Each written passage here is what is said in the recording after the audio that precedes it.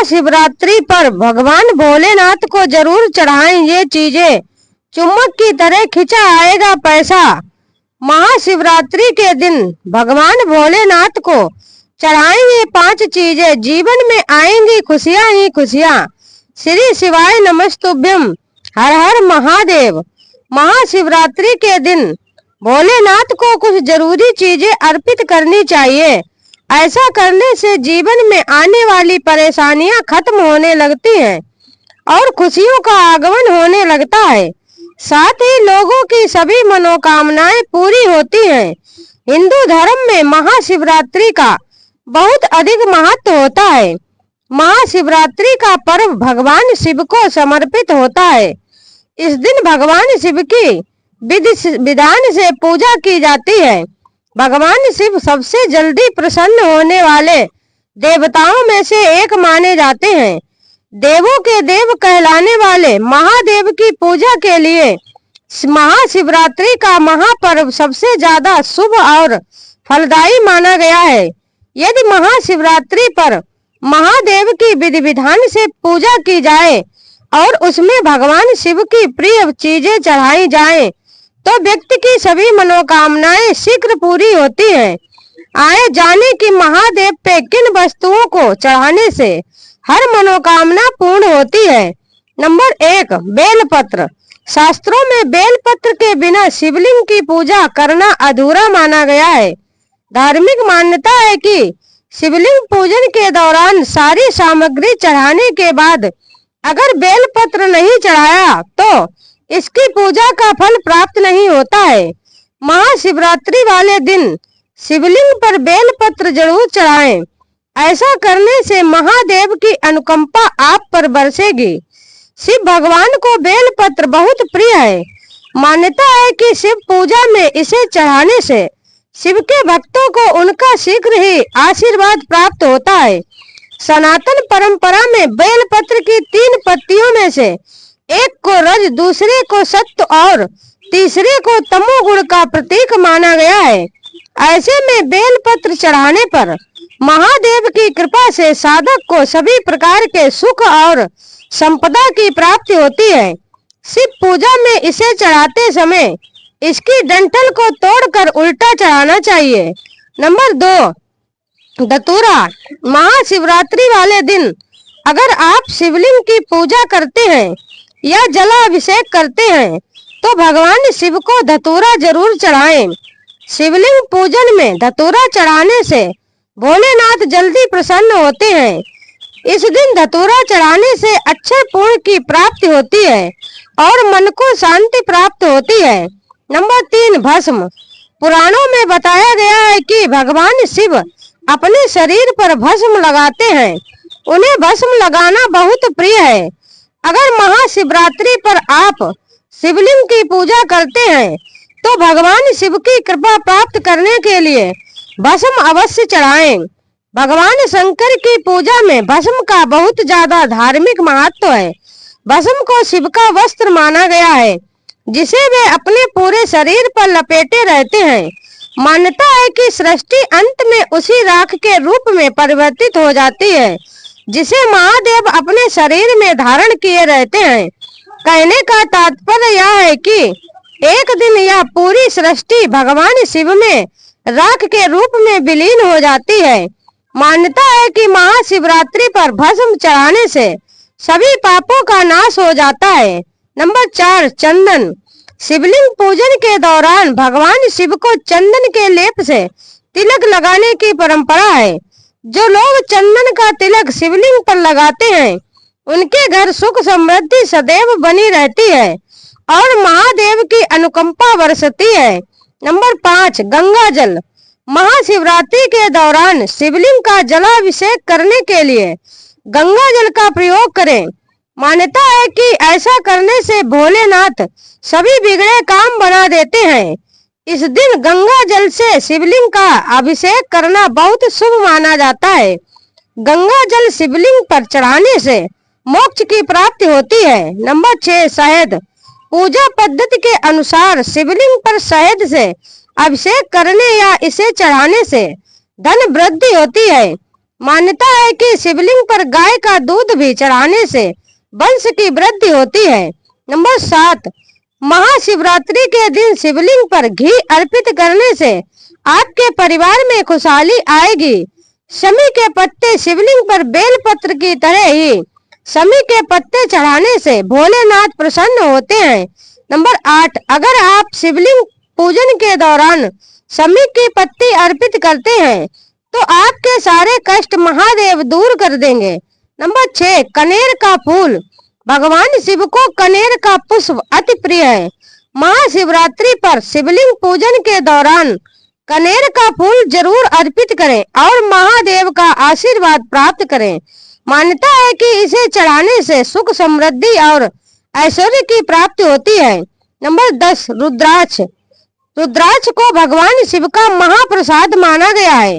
मान्यता है कि इसकी उत्पत्ति भगवान शिव के आंसू से हुई है, जिसे महाशिवरात्रि की पूजा में अर्पित करने और प्रसाद के रूप में धारण करने पर व्यक्ति को सभी प्रकार के सुख प्राप्त होते हैं।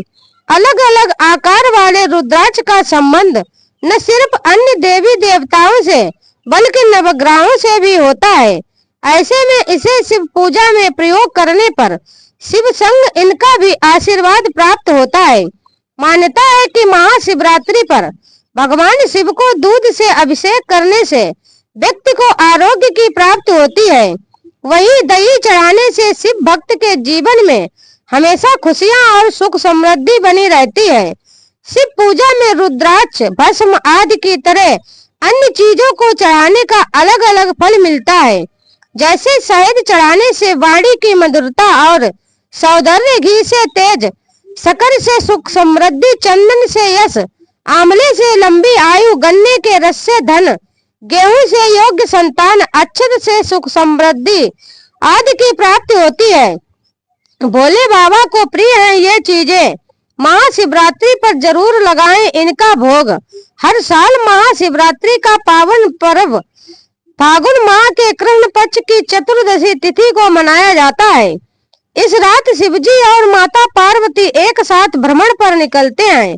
मान्यता है कि इस दिन शिवजी और माता पार्वती का विवाह हुआ था।